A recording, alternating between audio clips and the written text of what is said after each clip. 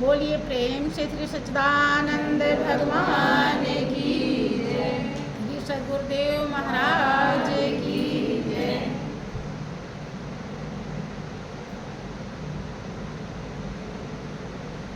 उसके अंदर कोई दोष नहीं है, कोई पाप नहीं है। हमेशा आप सुनते आए हैं कि प्रभु का नाम लेना चाहिए, प्रभु की भक्ति करनी चाहिए। मनुष्य जीवन खास तौर से इसीलिए मिला। जब से सृष्टि रची गई और आज तक जितने भी महान हस्ती आए हैं, सब ने यही उपदेश दिया है। आखिर क्यों? क्योंकि यही एक ऐसा सहारा है, यही एक ऐसी सच्चाई है जो आपके हृदय को सच्चा बनाता है, जो आपके लिए ऐसा सहारा बन जाता है कि सब सहारे फीके लगते हैं। यही एक ऐसा धन है जिसके सामने सब धन तुच्छ हो जाते हैं। यही एक ऐसा अपना है जहाँ पर सब सपने नजर आते हैं। लेकिन कब? जब प्रेम खजाना मिल जाता है, उसके पहले नहीं।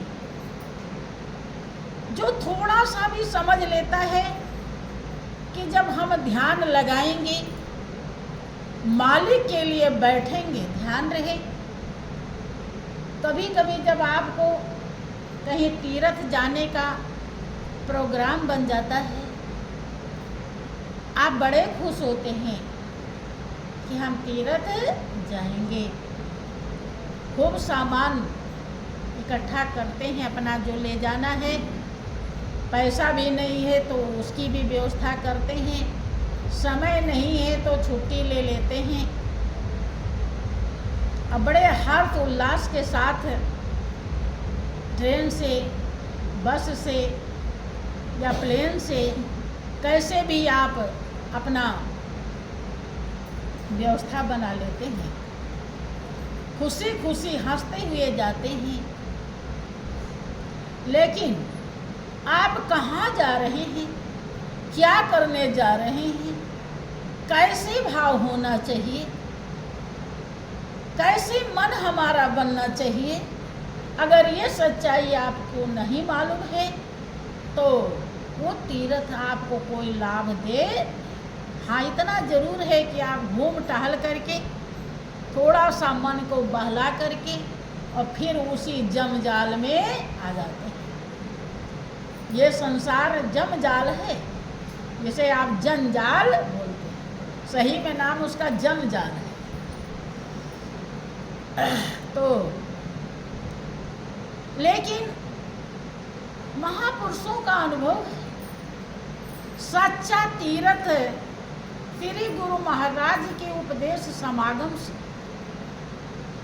के गुरु के उपदेश समागम से जिसने अपने घट भीतर में ब्रह्मानंद स्वरूप को जान लिया, तिन साधन योग किया नहीं। सच्चा तीर्थ आपके हृदय में है, मन मंदिर में है, जिसे जैसे आप ध्यान लगाते हैं तो समझ ध्यान में बैठ गए, एकाध घंटा अगर कमाई आपने कर ली, कुछ भी नहीं कर पाए, केवल नाम ही सुमिरन करते रहे, तो जैसे मालिक पावन है वैसे नाम भी पावन है। वो आपका रोम रोम पवित्र कर देता है और आपका जीवन उतनी देर के लिए धन्य हो जाता है। आप वास्तव में सच्चे तीर्थ में डुबकी मार रहे होते हैं। वही सच्चा तीर्थ है। अगर प्रभु की झलक दिखाई पड़ गई तो महापुरुष कहते हैं कि एक झलक से 84 कट जाती है। अब विचार कीजिए कि जब 84 लाख योनियां बंधन जो है वो और किसी पूजा पाठ से नहीं करता है, वो केवल केवल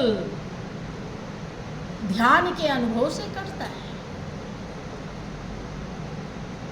तो ध्यान से बढ़कर कोई तीर्थ नहीं है, उससे बढ़कर कोई यज्ञ नहीं है, कोई तीर्थ नहीं है, कोई तप नहीं है। भगवान कृष्ण के गुरु जिन्होंने उन्हें ब्रह्म ज्ञान दिया था, जिनका नाम उपमन्यु है, उन्होंने यही बताया कि ध्यान के समान कोई तप नहीं, ध्यान के समान कोई यज्ञ नहीं और ध्यान के समान कोई तीर्थ नहीं। जो इतना स्वतंत्र है कि आप जहाँ भी रहें, जिस हाल में रहें, कहीं भी ध्यान लगा सकते हैं, कोई विघ्न बाधा नहीं है, केवल आपके मन की बाधा है बस। यही सबसे बड़ा खजाना है, प्रेम खजाना। ध्यान रहे, आपको प्रेम जो दुनिया से है, महापुरुषों के अनुभव के अनुसार ये प्रेम नहीं है। दुनिया से जो आपको लगाव है, इसको प्रेम नहीं कहते हैं, क्योंकि प्रेम अविनाशी को कहा जाता है। प्रेम एक ऐसा रहस्य है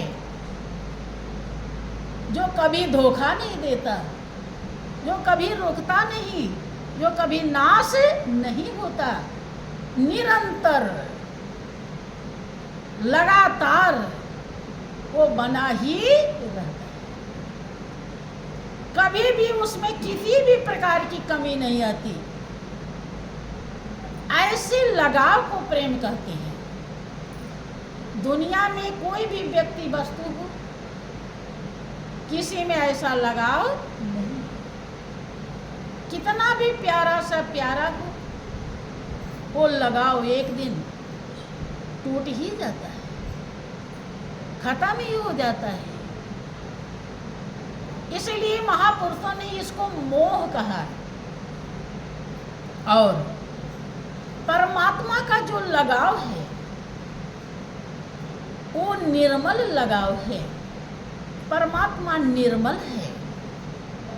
दुनिया का जो लगाव है उसमें निर्मलता नहीं होती, उसमें तमाम प्रकार के विकार होते हैं, चाहे वो व्यक्ति हो और चाहे वो वस्तु हो।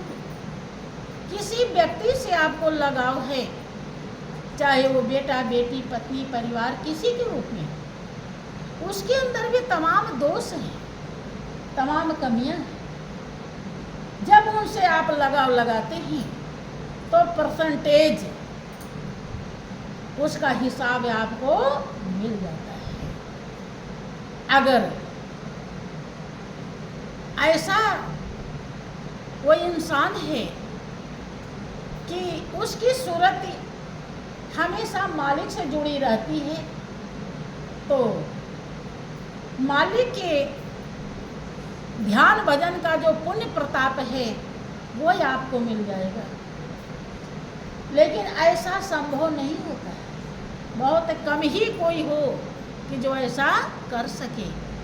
सूरत दुनिया में ही नाचती है ज़्यादातर, और आप जब जब उसे याद करते हैं, जब जब उसकी तरंगें आपके दिल की तरंगों से टकराती हैं, तब तब परसेंटेज आपको मिलता। इसीलिए महापुरुष दयालु होते हैं। यहाँ नुकसान है, यहाँ जरूरी जब है तभी याद करना चाहिए, और ज़रूरी ना हो तो याद नहीं करना चाहिए। लेकिन बिना ज़रूरी की याद आती है, और जो बहुत ही ज़रूरी है वो याद करने पर भी गड़बड़ हो जाता है। याद करने के लिए बैठते हो तो भी याद कुछ और आने लगता है, ऐसा होता है। इसीलिए भक्ति कठिन है, और कोई कारण नहीं, यही कारण है। देखो, घर बैठे आप लोगों को ब्रह्म ज्ञान मिला, घर बैठे आपको उपदेश मिल जाता है, कहीं दूर नहीं जाना, दांव पांच पेज सिखाया जाता है। लेकिन फिर भी वो गले के नीचे बढ़िया से नहीं उतर पाता है, क्योंकि जो पहले से कमाया हुआ है लगाव दुनिया का, विषय प्रपंचों का, वो बहुत ही ज़्यादा है। जब कपड़ा बहुत ज़्यादा गंदा हो जाता है, बड़े दाग लग जाते हैं, तो केमिकल से भी छुड़ाना पड़ता है, नींबू भी रगड़ना पड़ता है, साबुन से तो छूटता ही नहीं। यही बात यहाँ है, लेकिन असंभव नहीं है। आप चाहेंगे तो सब कुछ हो सकता है। इसीलिए परमात्मा के लगाव को प्रेम खजाना कहा गया। ऐसा खजाना वही वास्तव में खजाना है जिससे आपकी आत्मा मालो माल हो जाती है, आपकी आत्मा खुश हो जाती है, उसकी प्यास बुझ जाती है। दुनिया का सारा धन देते हैं लेकिन आत्मा मुरझाई रहती है। कोई जानती है कि ये मेरे किसी काम का, मन तो खुश होता है थोड़ी देर के लिए, लेकिन फिर वो डाउन हो जाता है। आत्मा थोड़ी देर के लिए कभी कभी मगन होती है, फिर बेचैन, क्योंकि प्रेम खजाना नहीं मिला। वही खजाना जब मीरा को मिला था तो सब खजाने फीके हो गए और नाच उठी। जब दुनिया का खजाना मिला तो उनका सांस नीचे का नीचे, ऊपर का ऊपर हो गया। उसे पाके कभी भी खुश नहीं। लेकिन जब प्रेम खजाना मिला तो घुंघरू बांध के नाचने लगे। लोक लाज किसी चीज की परवाह नहीं किया। वो प्रेम खजाना कहा जाता है, the love is God, God is love. प्रेम ही भगवान है और भगवान ही प्रेम है। लेकिन ये जल्दी से होता नहीं है, बहुत यत्न करना पड़ता है। जल्दी से समझ में नहीं आता, थोड़ा समझ में आया तो प्रेम पैदा नहीं होता। देखो उद्धव को ये बात तो समझ में आ गई थी, ज्ञान क्या होता है, लेकिन प्रेम समझ में नहीं आया था। और प्रेम के बिना ज्ञान भी अधूरा है और ज्ञान के बिना प्रेम भी, दोनों एक दूसरे की पूरक है। जब गोपियों के पास पहुंचते थे भगवान कृष्ण ने उन्हें गोपियों को समझाने के लिए भेजा, जबकि समझना था, समझाना नहीं था। वो ये जानते थे कि गोपियां ऐसी योग्य हैं कि इन्हें समझा देंगे, और हम कुछ कहेंगे तो इन्हें समझ में नहीं आएगा। इसीलिए वहाँ भेजे थे। और वहाँ जाकर के उन्होंने स्वीकार किया कि सही गुरु मंत्र अब हमको राधिका जी से, राधा से, और वहीं से प्रेम के आंसू बहाते हुए आए। भगवान के लिए जिक्र आता है कि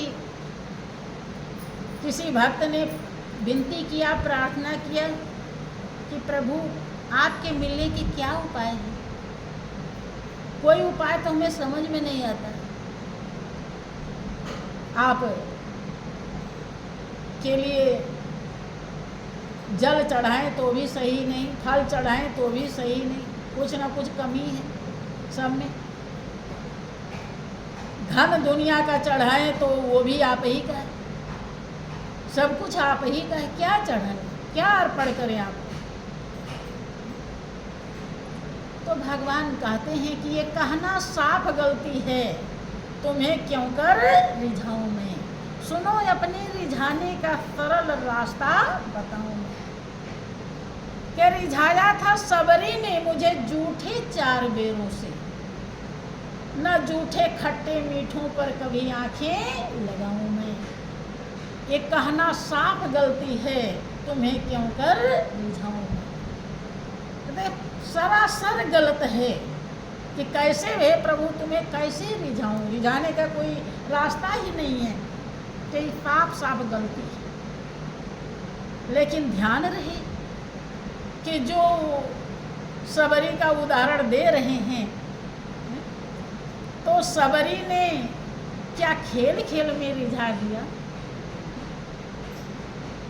क्या सबरी ने अपनी पूरी जन्मों जन्मों की हस्ती नहीं मिटाई। तभी ऐसा संभव हुआ है, इसके पहले संभव नहीं। एक एक शब्द में बहुत बड़ी गहराई छुपी हुई है। कि रिझाना जो मुझे चाहो विदुर से पूछ लो जाकर। क्या पूछ लो कि आज हरि आए विदुर घर पाहुना और लय पीढ़ा बैठाऊं। देखा कि दुर्योधन ने निमंत्रण दिया था, तो आप सुनते रहते हैं कि भगवान प्रेम के भूखे, और दुर्योधन जिस प्रेम से निमंत्रण दिए होंगे आप समझ सकते। तो वो दुर्योधन का निमंत्रण खाने नहीं जाते, अब भूख लगी है। कभी कभी हमने भी देखा कि अपने आंखों से कि हमारे श्री गुरु महाराज जी गुरु दरबार में कभी कभी कोई फल फ्रूट, बहुत ढेर सा लोग, बनिया लोग हैं, पैसे वाले हैं, खूब ढेर सा लेकर आ गए। श्री गुरु महाराज की चौड़ों में भोग भी लगा दिया, लेकिन वो टच भी नहीं करते थे और आदेश देते थे कि सबको बांट दो। सब बट जाता था, भोग भी नहीं लगाया और बट गया। लेकिन कोई किसी का हृदय ऐसा होता था कि उसकी किचन को स्वयं चले जाते थे और कहते थे कि क्या बना रहे हैं, ये चीज़ बनाओ। और हमने कभी कभी ऐसा भी देखा कि वो किसी के घर में कितना आटा है, 2 किलो 4 किलो 1 किलो, वो जान जाते थे। तो वो रोटी खाने के लिए, यद्यपि वो 2-3 रोटी बहुत छोटी छोटी खाते थे, तो वो खाने के लिए बैठ जाते थे। तो जब तक वो थाली में लेकर पहुंच नहीं पाती, उसके पहले वो रोटी को खा, फिर सब दौड़ने लगती थी कि आज तो स्वामी जी महाराज बहुत भोजन कर रहे हैं खुशी में। तो वो जितना उनके आटा कनस्तर में रहता था, जब सब खत्म हो जाता था तब पूछते थे अभी और है क्या। नहीं, अब माफ़ कीजिए। ऐसा वो मैंने अपने आँखों से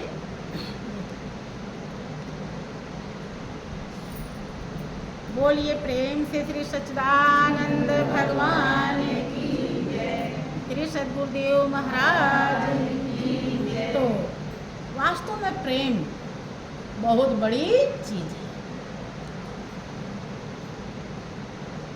तो क्या विदुर से पूछ लो जाकर। विदुर के घर पहुंचते हैं और कुछ नहीं था, विदुरानी पीढ़ा लेकर आती हैं और वो स्नान कर रही थी।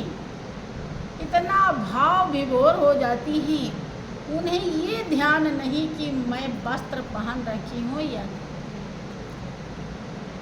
देखो प्रेम क्या करता है, कहा जाता प्रेम अंधा होता है। प्रेम केवल सुनता है, देखता नहीं। तो लेकर के आ जाती हैं और आते ही आवत ही हर यही सुनायो, और विदुरानी मोहे भूख सतायो, साग पात हुए कुछ लावना लय पीढ़ा।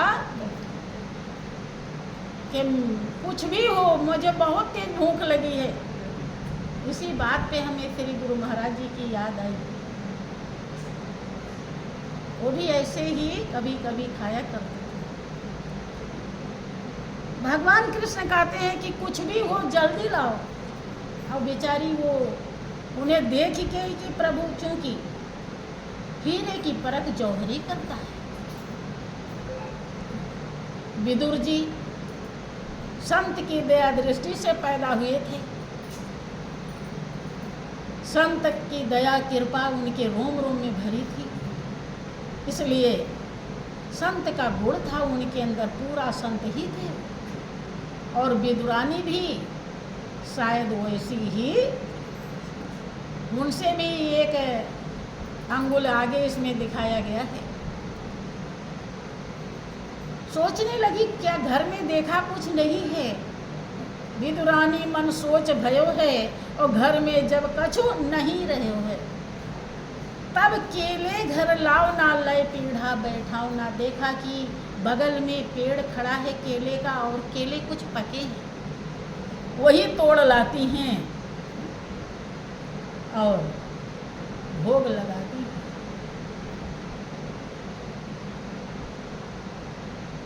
गूदी गूदी नीचे गिरायो, और छिलके का प्रभु भोग लगायो। बड़े प्रेम प्रभु खाओ ना लय पीढ़ा बैठाओ ना। आज हरि आए विदुर घर, इतने माही विदुर जी आए और विदुरानी पर बहुत रिसाए। घर की लाज गंवावना लय पीढ़ा। उन्होंने जल्दी ढकेल दिया उनको कि तुम तो घर की जो इज्जत थी, क्योंकि देख रहे हैं को कपड़ा लत्ता तो कुछ पहनी नहीं है, ये क्या ढंग है। क्योंकि जो संतरा खाया होता है वही जानता है संतरा कैसा खट्टा मीठा है, जो खाया ना हो तो कैसे जाने। अब उस प्रेम की लहर में विदुरानी डुबकी लगा रही थी, विदुर जी नहीं। कहते तुमने तो इज्जत गंवा दिया, जाओ जल्दी, बूंदी खिलाना चाहिए, छिलका खिला रहे। क्या विदुरानी को तुरंत हटायो और बूंदी का प्रभु भोग लगायो। सकुच सकुच प्रभु खाओ ना लय पीढ़ा बैठा। अब बड़े संकोच में खा रहे, मुंह बना बना के। पहले तो पता नहीं चल रहा था छिलका कहाँ गए, कितना जल्दी, क्योंकि कभी कभी भूख लगी होती है तो जल्दी चबाया भी नहीं जाता और जल्दी जल्दी खा जाते हैं। यही प्रभु कर रहे थे। क्या कहते हैं कि सुनो विदुर हम प्रेम के भूखे, और प्रेम बिना सब व्यंजन रूखे। वैसा स्वाद न आऊ ना लय पीढ़ा। जैसा स्वाद विदुरानी के छिलके में आ रहा था,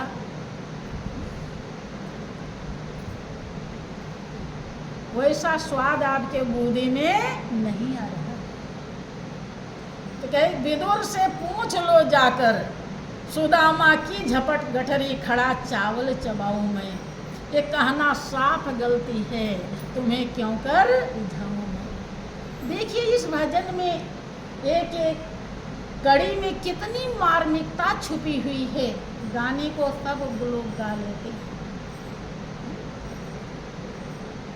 कि विदुर से पूछ लो जाकर, सुदामा की झपट गठरी खड़ा चावल चबाऊं मैं। कैसे मैं रीझता हूँ, विदुर से पूछो। सुदामा की पोटली जो कांख में दबाए थे उसे मैं खींच लिया और खड़ा होकर के चबा लिया।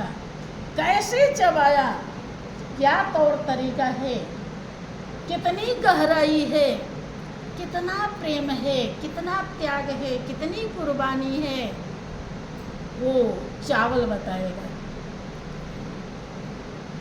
जब प्रेम की गहराई में आप उतरेंगे। उसके पहले गाने वाले तो बहुत गाते ही रहते हैं। क्या कहते हैं ये कि ना मैं रीझूं गान गप्पों से और ना मैं रीझूं तान टप्पों से, कि बहा दो प्रेम के आंसू, चला बस आप आऊं मैं, ये कहना साफ गलती है, तुम्हें क्यों कर रिझाऊं। प्रेम के आंसू,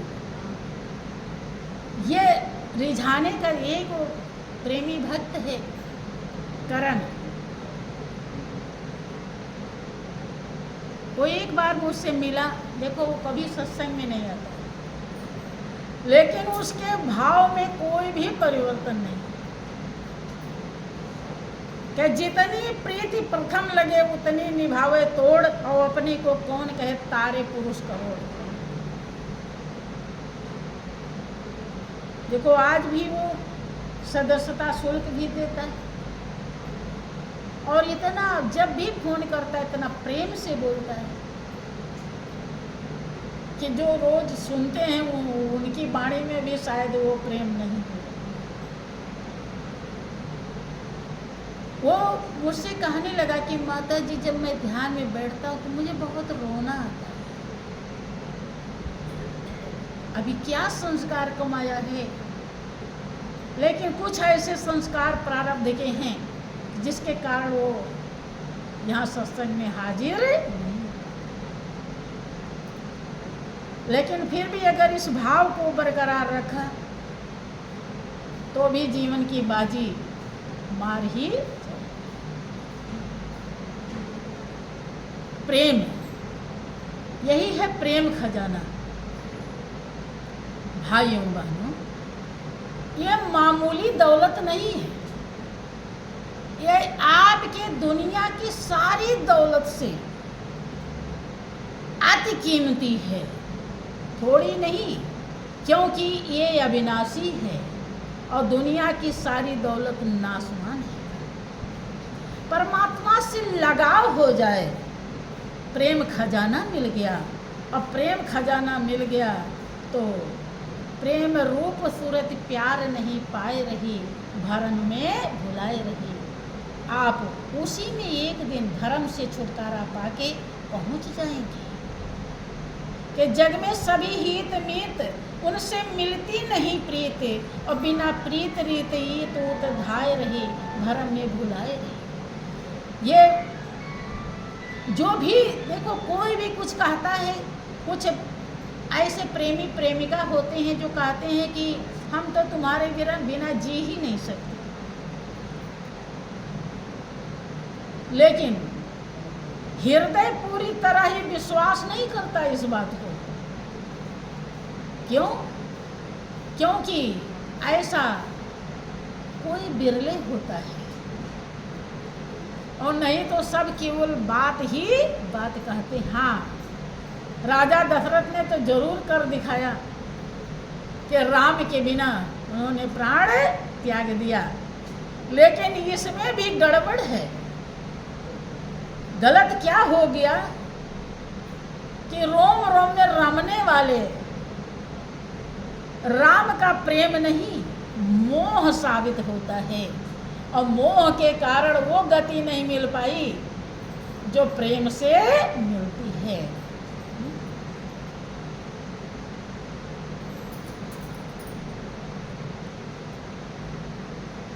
कहने का अर्थ यह है कि हम धीरे धीरे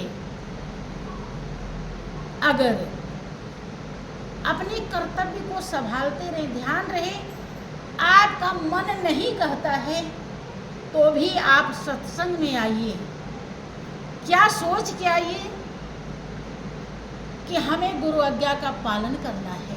कभी कभी मन कभी बहुत व्याधाओं से विचलित हो जाता है, इस सच्चाई को समझने में कमजोर बन जाता है, तो आनाकानी करता है। फिर भी आप गुरु आज्ञा को सिर पे रखिए और सत्संग में आइए। दान करने को मन ना कहे तो अपने खाए में से खाया जो हो उसी में से आज्ञा समझ करके आप दान कीजिए। ध्यान करने का मन नहीं करता तो आप आज्ञा समझ करके ध्यान कीजिए। मन तो तब कहेगा जब इसे उसका रस मिल जाएगा। जब तक रस नहीं मिलेगा, हाँ फल तो मिल रहा है। चाहे जैसे भी आप देखें, एक बच्चा हमने देखा था कि माताएं अब तो निप्पल से पिलाती हैं, पहले चम्मच से पिलाती। तो माँ क्या करती थी कि बच्चे को गोद में कस लेती थी और दूध कटोरी में रख लेती थी और चम्मच से दूध पिलाती। तो वो खूब चिल्लाता था बच्चा, हाथ पैर पटकता था, हाथ पैर भी कोई कोई पकड़ लेता था और माँ ज़बरदस्ती जीभ को दबा करके और दूध को डालती थी तो वो घूंट लेता था। कुछ तो उल्टी कर देता था, कुछ घूंट जाता था, उन्हें थोड़ा जीने लायक पी लेता। अब ऐसा अगर दूध माँ पिला रही है तो जी तो सकता है, लेकिन पहलवान बनेगा क्या? पहलवान तो तब बनेगा जब खुद दूध की कीमत समझकर गिलास भर के उठा के स्वयं पिएगा। यही बात यहाँ है। आप भी उस प्रेम खजाने को तब प्राप्त कर पाओगे जब स्वयं जाग जाओगे। जागन रे जिन जागना, यह जागन की बार, और फिर क्या जाग के नानका जब सोए पाँव। गुरु महाराज जी ने बहुत जगाई और अभी भी बहुत जगाने की सीख दे गए हैं।